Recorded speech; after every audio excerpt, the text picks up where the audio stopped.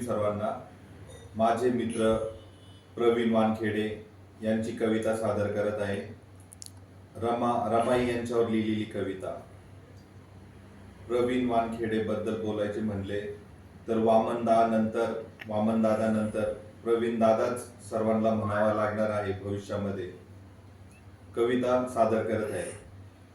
Pen जरी साहेबाच्या हाती असला तरी त्या बोटातली ताकद रमाई, साहेबाच्या ज्ञानाच्या भुकेसाठी दुर्डीची अवस्था पाहून अर्धपोटी राहिली ती होती रमाई। पोटची पोर गेली अन तिचं काळीज रडून गेलं, पण साहेबाच्या समोर एक अश्रू रडली नाही ती होती रमाई। लंडनला असताना सडकेचे काम करताना तिच्या अंगठ्याची बोटे रक्ताळली ती होती रमाई। गौऱ्या थापून जिच्या लुगड्याच्या गाठीतले जमवलेले आणे साहेबांसाठी रुपया रुपया करून पाठवला ती होती रमाई। साहेब, मला तुमचे काही शब्द कळत नाही, पण तुम्ही लय करता समाजासाठी, मला यो समाज तुमच्यासारखा पाहायचा आहे अशी म्हणणारी होती रमाई।